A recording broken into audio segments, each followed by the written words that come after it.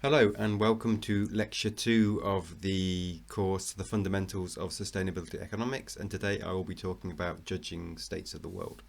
Before I jump into that, I just want to remind you that the group presentations will start from next week. Here's a list of the presentations. You can see there's a Google Doc where you can sign up. Please add all the information for all the columns. It will be first come, first serve, and the lectures are already available on YouTube for all of the week. So if you want to already look at a lecture before the course week it's supposed to come in, you can do that. And similarly, there are key readings already in my study you can look at. It will be good to people to sign up as soon as possible so I can manage how many talks you're really going to have and how many people are in these talks and this type of stuff. Okay, good. That's all I wanted to say about that. Now, I just want to make a quick reminder about what economics is. So this is a classic definition from Robbins from 1932. Economics is a study of human behavior as a relationship between ends and scarce means which have alternative uses. I tend to use a slightly different definition or slightly different wording. So economics is a study of the efficient allocation of scarce resources, these are means, among potentially beneficial uses or ends. So we have all resources are scarce, nothing is limitless, and there are competing potentially beneficial uses which they can be placed, and we're looking for the efficient allocation. So the allocation which will use those scarce resources in such a way that it maximizes the amount of beneficial ends which are generated. And I think what you can pretty quickly see from that definition is that economics is unavoidably normative. And like many fields of science, which are largely descriptive, chemists describe chemical bonds and chemical reactions, astrophysicists describe kind of planetary bodies and kind of gravitational forces and all this type of stuff, and that really isn't making very much judgments on the state of the world. But in economics, because it's based on this notion of kind of efficient allocation and beneficial uses, it's unavoidably normative. It makes value judgments about states of the world. It also tries to describe how the world is in a relatively objective way, but it can't avoid actually making judgments about which states of the world are better or worse than each other. This makes it slightly more complicated in terms of then thinking about the rigor of your economic model, because you have to think not just about the quality with which it describes the world, but also the ethical underpinning that it has in terms of judging which states of worlds are better than the other. And it's not that economics is the only normative science. There's normativity in all fields of science. Even the fact that, for example, you choose to study astrophysics rather than chemistry implies that you are putting a value judgment that this is a more important or more valuable field to study. But economics is extremely normative. There are other extremely normative science. Sustainability science is also extremely normative. I think you can argue that conservation biology is extremely normative, and therefore you have to think about not just the quality of your models in this science, but also about the underpinning ethical assumptions. Now, I've been told that I should put multimedia into my presentations, and I have no idea. I haven't got my headphones in. I have no idea how long this song will last. Let's wait a few seconds. Oh, I guess it's finished now. So, here's a pretty simple question, right? Is stealing bad? And you can find in the field of ethics two major kind of schools of thought for how you judge actions in the world. The first of those is called deontological ethics. Deontological ethics is essentially about following a rule or a kind of decree or some kind of statement about what is a good or bad action. So a classic example might be Kant's categorical imperative, and he might say, I'm not sure he would in this case, but let's just for example, it's universal moral rule that it's wrong to steal, and therefore what you should do in order to act ethically is follow that universal moral rule. So deontology, largely rule-based ethics. And then we can look at someone like Mao Tse, I think it might be, who was a a Chinese philosopher, I think from the 6th century, who would argue something is wrong if it causes harm to those who are stolen from. And this is a very early kind of example of what is now called consequentialist ethics. Consequentialist ethics basically say it's not about following the right rule, but it's about judging the outcome of your action. So not following rules, but judging outcomes. And they're really quite different ethical frameworks. There are other ways of judging states of the world. So we could also talk about virtue ethics from Aristotle, for example, who said that what is good is anything which cultivates virtues in humans. But these are the two main ones, consequentialist and deontological ethical frameworks. Largely economics within a rule of law. So economic thinking is usually framed within existing rules. So even if it was more efficient and provided more well-being for people to kill someone, for example, that wouldn't be something you'd be modelled in economics, because economics assumes that all your economic actions are legal somehow. But within that constraint, then largely economics is a consequentialist moral framework that judges good actions or good choices based on the notion of utility. So if an action increases utility more than another action, then that action is good. We can make a judgment that that's a more efficient use of a particular resource, the one which maximizes utility. So formally, this notion of utilitarian was developed largely by these two British philosophers, Jeremy Bentham and John Stuart Mill, both important economic thinkers, and essentially the consequentialist framework that economics uses is this notion of utilitarianism. So it's a specific type of consequence that matters, not virtue, not human achievement, not the quality of the environment, but this notion of utility. And so in slightly different ways, both Jeremy Bentham and John Stuart Mill would say that the only thing which matters, the only thing which has intrinsic value is kind of happiness or utility. Just to make a distinction here about what I mean when I talk about intrinsic value. So there can be some confusion when people talk about intrinsic value. Sometimes people say an intrinsic value is something which has value regardless of not, or kind of without regard to the person who's ascribing value to it. So trees are just valuable. It doesn't require someone to ascribe value to those trees, they simply have value. And I kind of struggle with that way of thinking about intrinsic value, because for me, values are something which are held by conscious beings, not necessarily just humans, but largely by humans.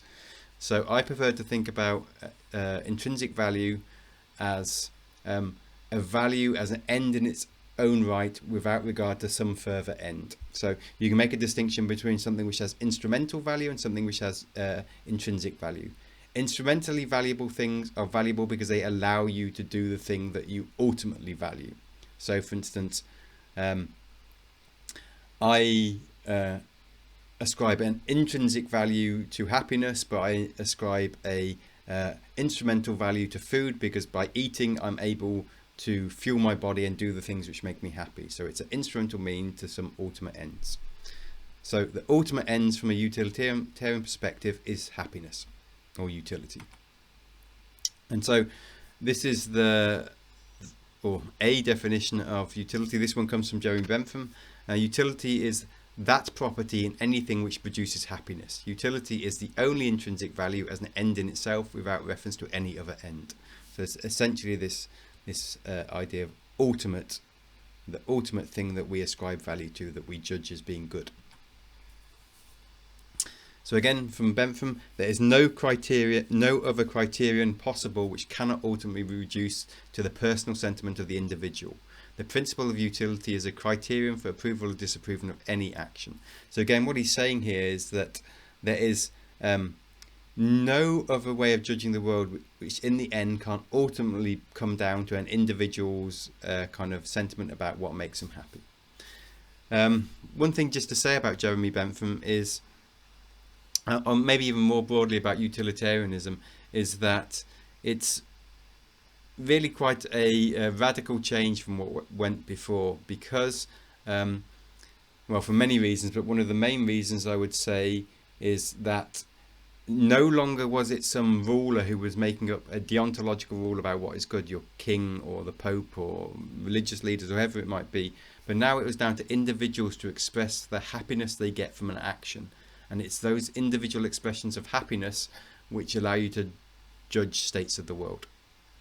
And he was a relatively unusual guy, so this is actually a not really a mummy, but an attempt to mummify Jeremy Bentham. So when Jeremy Bentham died, he put in his will that he should be mummified. Now, in 19th century England, mummification wasn't a particularly widespread skill, so they tried to mummify him, but they sort of failed. And you can see this is actually Jeremy Bentham's mummified head.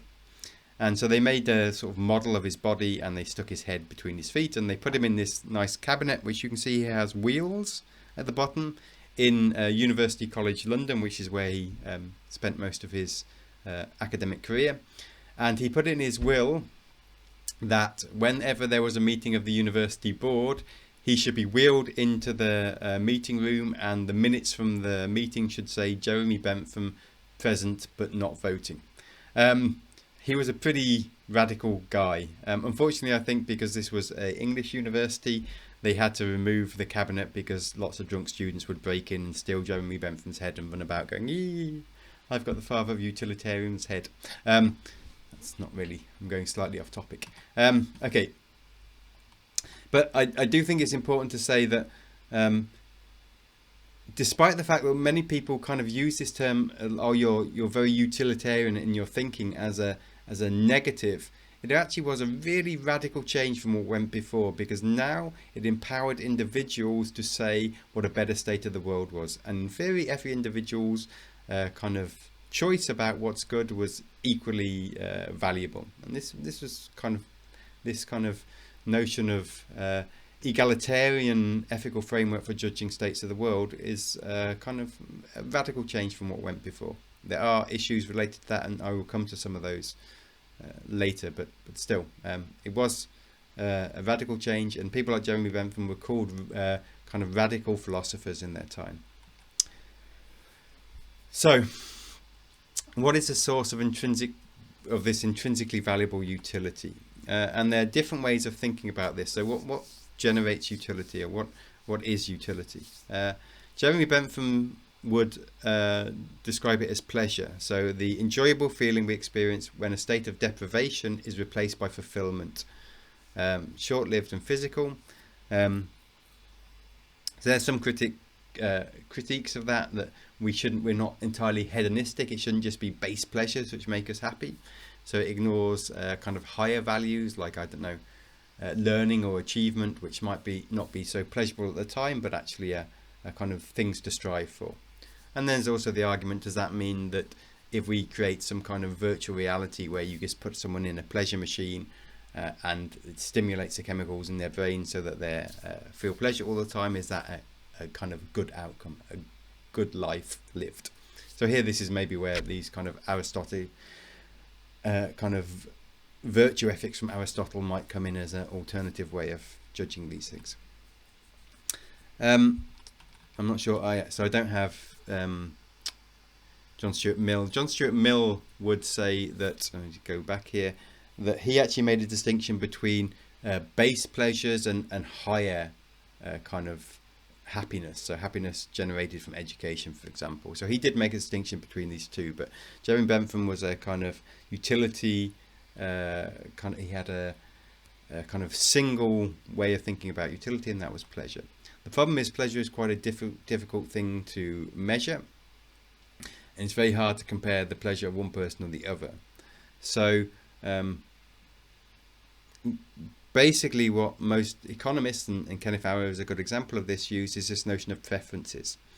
So because it's quite difficult to observe someone's pleasure, but you can observe their preferences in terms of economic actions, at least. So Kenneth Arrow would say, what provides utility, what's intrinsically valuable, is whatever satisfies individuals' preferences. So you don't need to necessarily understand how it's satisfying those preferences. You just need to know that if someone chooses an action, then you can say that that must provide pleasure or utility or happiness for them, otherwise they choose another action. So it's basically this idea of humans as self-interested utility maximizers. So if someone chooses to act, if someone's a rational individual, they'll choose to act in such a way that they satisfy their preferences, because that makes them happier. So you don't need to directly measure pleasure, but you can just observe people's preferences, and if an action satisfies those preferences, so people choose that action, then it provides utility. So that's as an individual. How do we judge an action on the kind of societal level? So there's basically this idea in utilitarian thought about maximizing social welfare somehow. So the greatest amount of good for the greatest number of people. So using Kenneth Arrow's definition, maximizing the amount of preferences that can be satisfied across a society. In other words, what you do is essentially you try and add up the utility of every individual, and if the total utility of society increases, then the state of the world has improved. You can see this, for example, if you look at something like gross domestic product, so this classic measure of economic growth. Here the basic idea is that consuming goods and services provide us with utility. They satisfy our preferences. As we choose to buy something on a marketplace, we do it because it somehow makes us happier, provides more utility for us, and therefore if the total size of the economy is increasing, that means there's more goods and services being consumed, and that means there's more utility being generated. So a per capita increase in GDP is seen as good because it means that the world is a happier place. There's many critiques of that, and I hope that next week in the first of the group presentations we'll see some of those critiques. So I won't go into too much detail here, but it's potentially problematic. Have I got anything here about?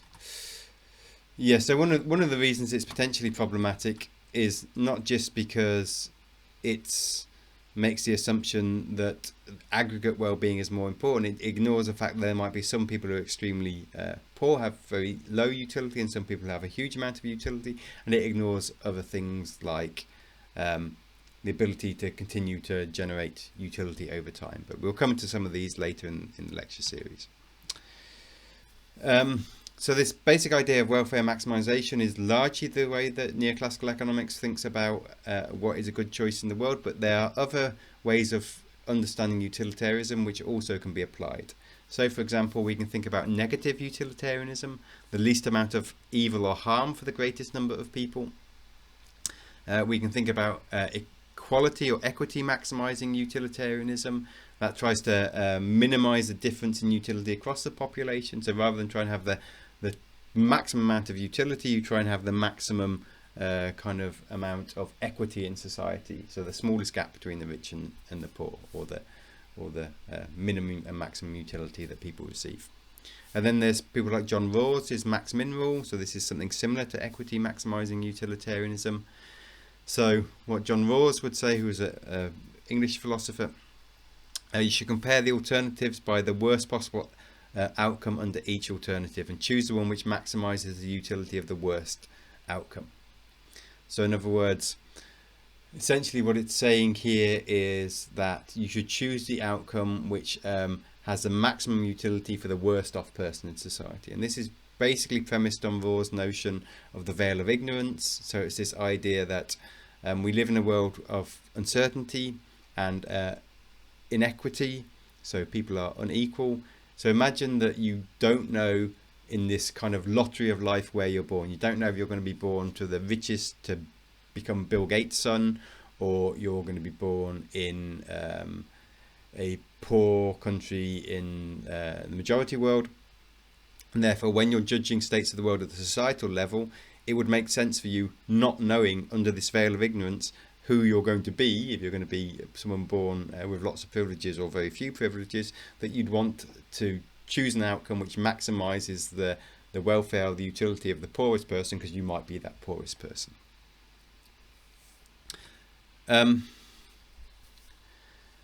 Okay, so that's fine. We either want to maximize utility as a whole, or minimize inequality in terms of utility, or minimize it, allows the least, minimize the amount of harm which it causes to people. But what do we actually mean by this notion of utility? So going back to Kenneth Arrow, it's the kind of satisfaction received from consuming a good or service. Which has more utility, beer or bananas? That's a pretty simple question, but what's the answer?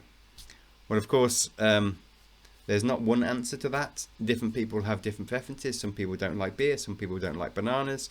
Some people have already drank lots of beer today and don't want any more beer, so they prefer banana. Some people might have had 10 bananas today and they don't want any more. So it's not just that this notion of utility changes between individuals, but it changes based on your previous consumption. We'll come to this notion of marginally declining utility in consumption and production later. But still, it's possible for individuals to say, for them, if I give you a choice right now, would you like this frosty cold glass of beer, or would you like this sweet delicious banana? Most people would be able to, at that point in time, make a judgment about which of those two they would prefer, and they would do that if they're rational, based on which they think is going to satisfy them the most, which is going to provide them with the most utility. So it's clear that we can make judgments in this way, but how you actually measure utility is pretty unclear. Preferences are subjective and they differ between individuals, and utility is largely an ordinal concept so in other words, you can rank things rather than the cardinal value. So I say to you, what do you prefer now, this glass of beer or this banana? And you'll choose one or the other. So you're ranking them. You're saying, okay, at this point I actually prefer banana than a glass of beer, or a glass of beer rather than the banana. But if I say, how much more utility do you get from the glass of beer than the banana, as a percentage, it would be very difficult for you to answer that question. So largely we can kind of rank things in how they satisfy our preferences, but it's very difficult to provide a kind of exact measures of the ratio of kind of utility they provide. So there is a notion in economics of a unit of utility called a util. But it's not really used very much in economics, because there's no way of actually providing those cardinal values associated with this notion of a util. So how do we get around this notion of having this useful concept which we can't measure? So economists basically use the individual satisfaction of preferences as a proxy for utility. This is the first step. We don't measure utility directly, but we measure satisfaction of preferences. So if an individual chooses to exchange one good for another, then presumably if they're rational, then that choice has made them feel better off and therefore increase their utility. So we can say that human preferences are considered to be reliable indicators of the relative utility derived from a given choice of action. So there's a whole field of economics called rational choice theory, which relates to that. And it's premised on the idea of kind of homo economicus. So this idea that humans are rational, self-interested utility maximizers. Now, none of those statements are actually true. So humans aren't always rational, we're not always self-interested, and we're not always utility maximizers. This is one of the underpinning assumptions of economics. So, okay, so then how do we actually observe this at the kind of societal level? So what economists do is they use monetary or market prices, dollars, yen, pounds, euros, as a proxy measure of the preferences humans have towards different choices. So how does that work?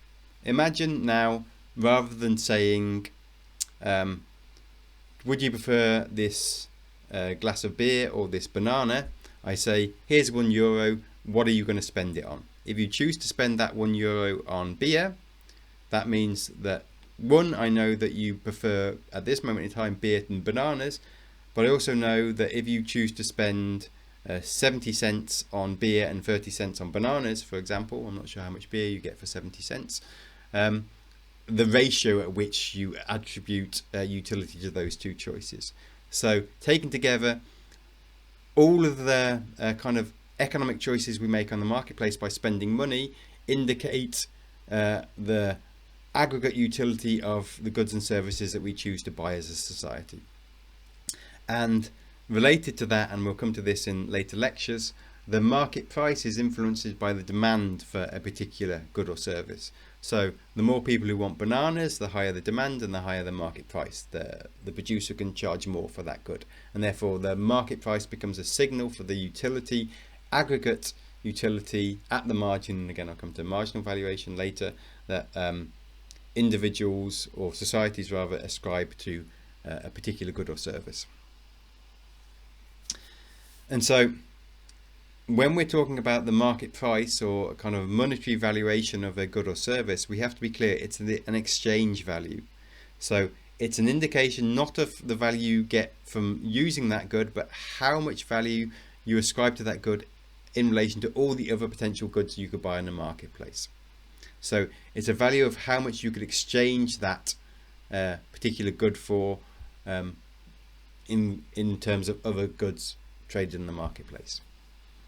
So you could trade €1 worth of beer for €1 worth of bananas, and you know how much bananas you get for €1 and how much beer, and therefore it gives you some idea of the kind of relative value of those two goods and services.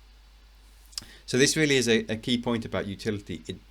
Largely because it's based on market prices, it's not about the value in use of a particular good or service. It's about the aggregate exchange value across whole of societies that you ascribe to that particular good or service. So for example, I might have an example of this later, but I'll just say it now because I don't know what my slides are going to say. I should probably look at them before I start recording these lectures. A bottle of water, so a glass of water, that has a kind of a market value for a litre of water, right? If you want to buy a litre of water in the marketplace or get it from your tap, but that's only its value in exchange. It doesn't tell you how useful that is for you, and that use value can be very different from the exchange value. So if you're in the desert and kind of haven't had anything to drink for 2 days, the use value of water is extremely high, but still the market value is determined by everyone's economic choices about when they choose to purchase water and not some other good or service in the marketplace. So there are some pretty substantial advantages of using this notion of exchange value as a proxy for utility. First, it provides a kind of dynamic aggregate societal measure of value of given resources, means or ends in terms of economic goods. You don't have to go out there and ask every single individual every half an hour how much value do you ascribe to water. You can see based on the way they spend money whether they ascribe more exchange value to consuming water than consuming apples or whatever other good might be. And it provides a common cardinal metric across the value of different means, so different resources or different goods and services, which can be compared. So now you can value everything in theory, and again we'll come to some of the limitations of this thinking, but all market goods and services at the very least in terms of how much you value them in terms of exchange. So now you have a single metric by which you can judge whether one thing is better than the other. And it has this notion of consumer sovereignty. So this idea that based on market prices and the behavior of consumers in the marketplace, we can objectively observe the kind of satisfaction of preferences based on how people choose to spend the money that they earn.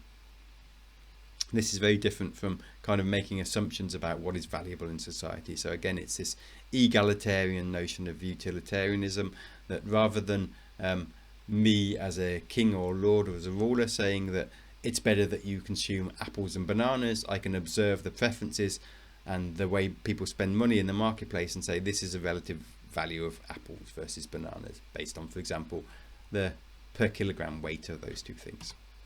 And if the value of bananas goes up, it means that you're sending a signal that they provide more utility and therefore we should invest more resources in producing bananas than apples.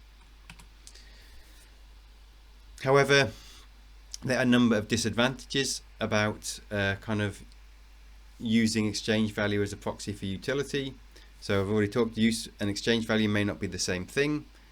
Then we can say that exchange value does not differentiate between wants and needs. So I might be wealthy and I want a Ferrari, and therefore I spend money on a Ferrari. That sends a kind of signal to the marketplace that more Ferraris should be produced. On the other hand, I might be poor and desperately need some bread to eat, but I have no money, and therefore I send no signal to the marketplace about that. So it doesn't kind of, exchange values do not distinguish between what fulfills someone's fundamental kind of basic needs or what are just trivial wants of people who already have more stuff than they really need. And then related to that, it becomes undemocratic. So despite this idea of the radical change of utilitarianism over deontological ethics that it to some extent crowded out of the kind of ethical marketplace, if you like, is that despite the idea that it's kind of egalitarian, my preferences are more important than your preferences. In fact, the more money you have, the more power you have to influence the marketplace in terms of what is valuable and what should be produced in that marketplace. So it's undemocratic. It's essentially $1 or €1 per vote about what is good, and not one person per vote. Then it doesn't really easily relate to other ideas that humans hold as being important. So things like fairness or human rights or peace or sustainability. And then it also makes the assumption that all the things we might ascribe value to, or all the things which might be affected by our economic actions, can be exchanged, because we're valuing all these goods and services in terms of exchange. And that has some kind of assumptions built into that kind of mental model of the world. So the first is this notion of substitutability, the idea that if you're valuing things in exchange, you must assume that any particular good or service can be substituted for any other good or service and provide you with the same amount of utility. This is potentially problematic because, well, I'll come again later in the series when we talk about ecological economics in more detail, but you can make the argument that actually at some point there is no substitute for clean water or stable atmosphere or food to eat. Like, it doesn't matter how many Ferraris you have, if you've got no food or no clean water, then these two things aren't substitutable. Similarly, when we start to talk about things like ecosystem services, there is no substitute at the global scale for photosynthesis or for nutrient cycling, and therefore valuing those two services in terms of exchange is potentially problematic. Then the next reason we can think of this as being slightly problematic is because of this notion of property rights. So for something to have exchange value, meaningful exchange value, it also has to have property rights. So if I'm going to exchange something with you, I have to have the right to make that exchange. I have to have ownership of that particular thing.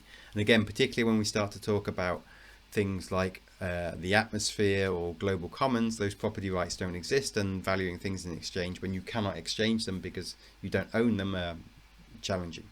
This has problems partly because, and we'll see this when we talk about the tragedy of the commons, I think in week 5 or 6, one of the solutions which is then expressed is that we should give property rights to those kind of aspects of the environment which currently are not owned by anyone. And this is problematic because, again, it kind of, who do you allocate those rights to? You're taking what essentially was a common good like the atmosphere, which belongs to everyone, and now making it a private good. We'll talk about that in more detail. And then there's this issue of scarcity being potentially problematic, and this is problematic partly because it's not just demand which determines the exchange value of a good or service, it's also the scarcity. So the more scarce something is, the higher people are willing to pay because there are less units to consume in total. This can be described in some detail with the water diamond paradox by Adam Smith. Why is water, which is essential for life, cheap on the marketplace, and diamonds, which are essentially sparkly but useless, has a high exchange value? Well, because they're scarce. And again, when we start to talk about things like biodiversity, then one of the things we might find is that as we cut down all the trees, the remaining trees become more valuable because there are less of them. But actually, we might actually prefer a state of the world where you didn't lose all those trees. So you're generating increased exchange value of something by making it scarce, and that might not be the same as maintaining use value of that ecological entity, for example.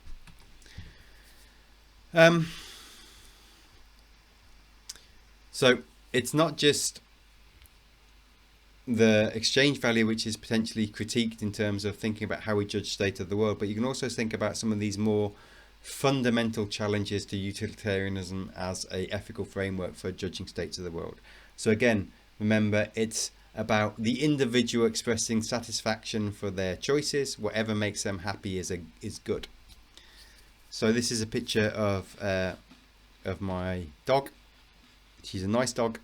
Now imagine there's a situation where you happen to like kicking dogs. Kicking dogs give you, as a human being, pleasure. They make you happy.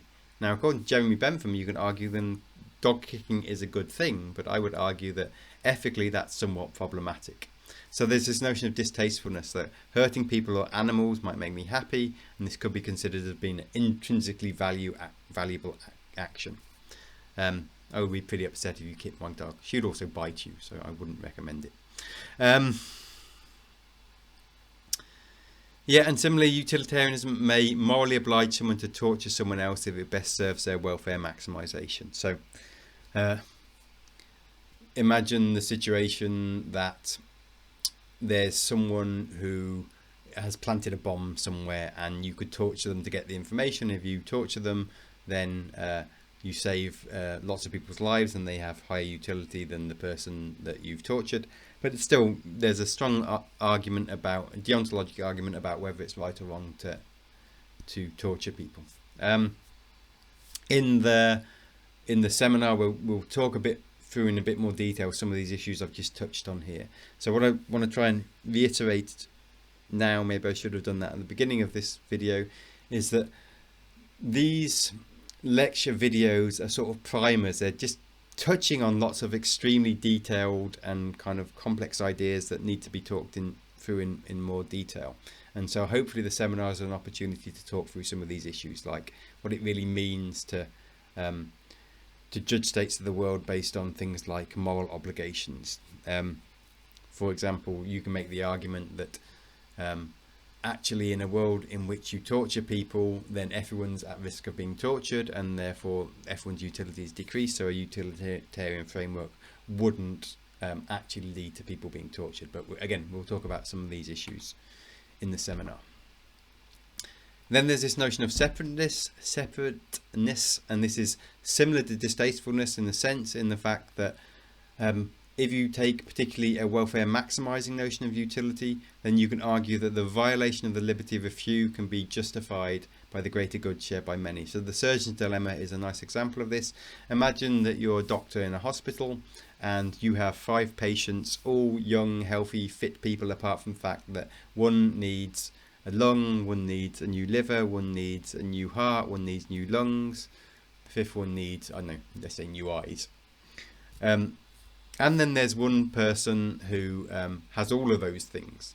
So in theory, you could take their lungs, liver, heart, whatever else I said, and give them to the 5 healthy people, and then you've increased the maximum utility of society. You now have 5 people who live long, happy lives, and 1 person who won't. Almost everyone would say that that's ethically unacceptable, and so therefore you have to think about how that fits into this utility maximizing framework of utilitarianism. Now I hope this is going to work. If I do this properly, it will. One of the other arguments about utilitarianism is it's very anthropocentric, so it's largely based on human judgments about utility. So what about non-humans? So Peter Singer, for example, is a philosopher who has tried to develop a theory of non-anthropocentric utilitarianism. So if you're interested about these things, look at that. But I just want to show quickly this YouTube video. This is from Frans de Waal. He's a brilliant behavioral ecologist. And this is some research which I think pretty clearly shows that humans aren't the only species on this planet which are able to ascribe values to things. So the fact is that utilitarianism is framed around human preferences is potentially problematic. Anyway, let's see if this works, if I can find my mouse. So a final experiment that I want to mention to you is our fairness study. And so this became a very famous study, and there's now many more, because after we did this about 10 years ago, it became very well known. And we did that originally with capuchin monkeys, and I'm going to show you the first experiment that we did. It has now been done with dogs, and with birds, and with chimpanzees, but with Sarah Brosnan we started out with capuchin monkeys. So what we did is we put two capuchin monkeys side by side. Again, these animals, they live in a group, they know each other. We take them out of the group, put them in a test chamber. And there's a very simple task that they need to do. And if you give both of them cucumber for the task, the two monkeys side by side, they're perfectly willing to do this 25 times in a row. So cucumber, even though it's really only water in my opinion, but cucumber is perfectly fine for them. Now, if you give the partner grapes, the food preferences of my capuchin monkeys correspond exactly with the prices in the supermarket. And so if you give them grapes, that's a far better food, then you create inequity between them. So that's the experiment we did. Recently, we videotaped it with new monkeys who had never done the task, thinking that maybe they would have a stronger reaction, and that turned out to be right. The one on the left is the monkey who gets cucumber. The one on the right is the one who gets grapes. The one who gets cucumber, note that the first piece of cucumber is perfectly fine. The first piece she eats. Then she sees the other one getting grape, and you will see what happens. So she gives a rock to us, that's the task. And we give her a piece of cucumber, and she eats it. The other one needs to give a rock to us. And that's what she does. And she gets a grape. And she eats it. The other one sees that. She gives a rock to us now, gets again cucumber.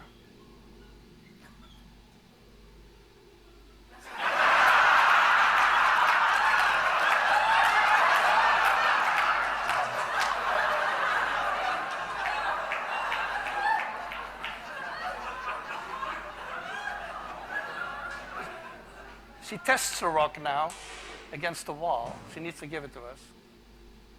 And she gets cucumber again.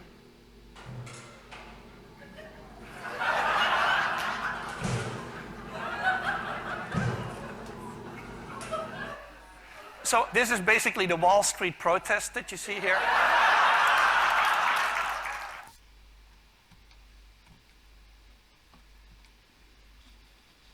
So I think you can see there that this is a non-human species capable of really quite sophisticated moral reasoning, and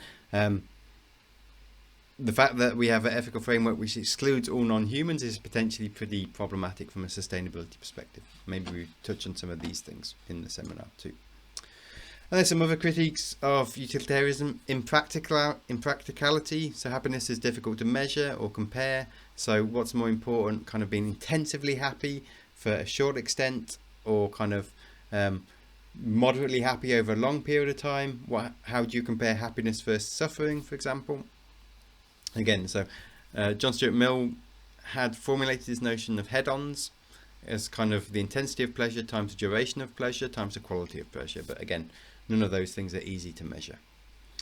And then there's commensurability. So is there really a single moral currency, e.g. utility, that we can use to judge states of the world? Can we really judge all moral decisions based on that single idea? And this is, I think, this is largely when people use this notion of utilitarianism as a negative, is this kind of attempt to constrain all the things which you might ascribe value to this single notion of kind of happiness. And yeah, so, and if there is a single commensurable measure that captures all aspects of that moral currency, is it really exchange value? The last thing I just want to talk about briefly is scarcity. Again, this is fundamentally important for economic thinking. So economics is the efficient allocation of scarce resources. So without scarcity, you don't actually need economics at all. So what do we mean by scarcity? So insufficient supply to meet all desires. And from an economic perspective, then bread is a scarce good. And that might seem quite puzzling, right? Because you almost never run out of bread, at least in kind of Europe. So there's always enough bread for you. If you want to have more bread, you can have more bread. But it's scarce in an economic perspective because it has opportunity costs associated with it. In other words, if you choose to consume one more unit of bread, you have to give up something else which you cannot consume. You cannot consume all the bread that you'd ever want without it affecting your ability to consume other goods in the marketplace. So when economists think about scarcity, they think about it in terms of any choice which has opportunity costs associated with it. That's a key thing to remember. So this is just an example of why scarcity is potentially problematic when it comes to sustainability science. So a bluefin tuna has fetched $3.1 million in the first auction of the year at a fish market in Tokyo, amid warnings of decades of overfishing in Japan and other countries, taking the species to the brink of extinction. So this is a bluefin tuna. These are large fish, admittedly, but imagine that one single fish here. So this fish sold for €3 million, for $3 million. And he did it because now these fish are rare and it's difficult to get them. So one of the important things here is that this good has changed its characteristic now from being one which had utility associated with its consumption in terms of, you know, its calorific intake or maybe even the pleasure of eating it, to now it becoming a status good, a positional good essentially, where people are willing to pay thousands of dollars in order to sit in a restaurant and eat this fish because it's rare and other people can't do it.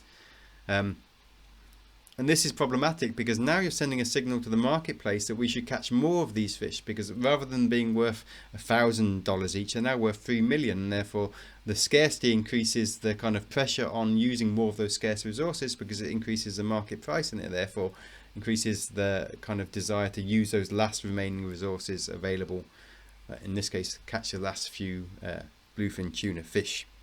And so particularly in relation to kind of ecological resources, the notion of scarcity and its effect on price is problematic. Yeah, we'll come to this in more detail when we talk about things like the market equation, but essentially what determines the relationship between supply and demand are your willingness to pay for a particular good or service. So this is on the x-axis here, and the quantity supplied on the y-axis. And so you have a marginal cost of producing a good or service, which is assumed to increase.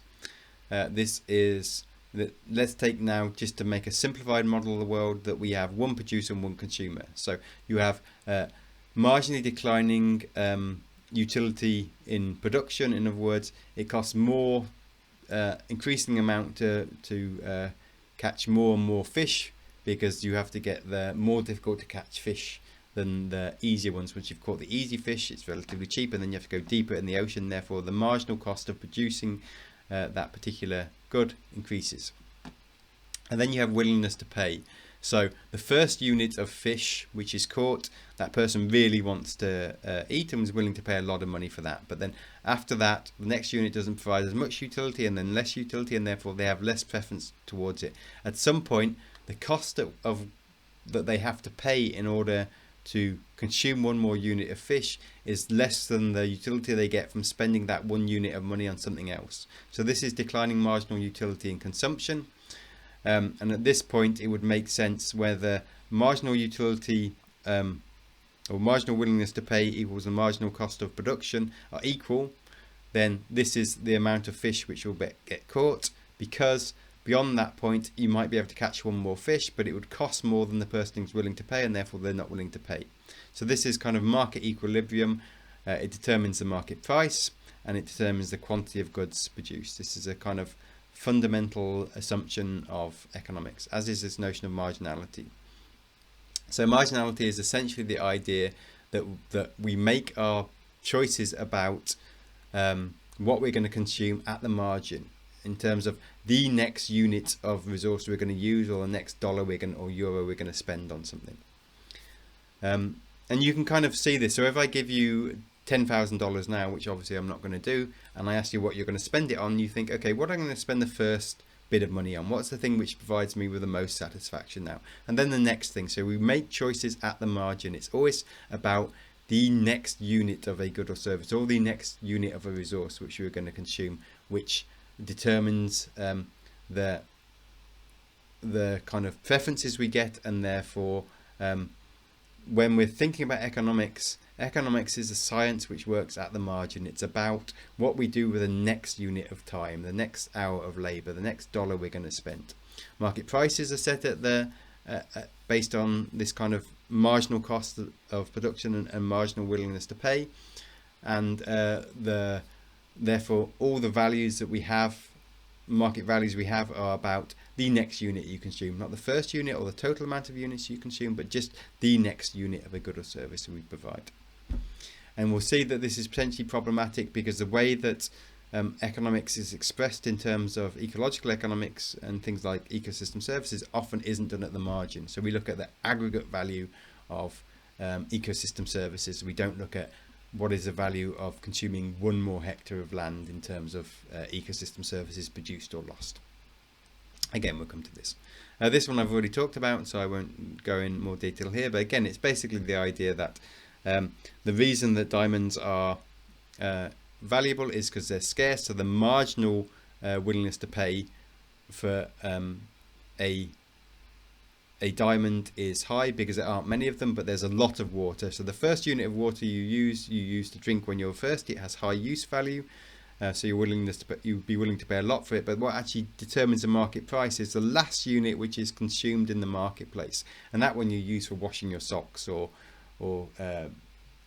I don't know, pouring over your head on a hot day, whatever it might be. And therefore that has a relatively low kind of marginal exchange value, and therefore that sets the price of these things. It's not the same, the exchange value is not the same as the value in use. And so coming back to the previous example, you can increase the marginal exchange value of biodiversity by increasing its scarcity.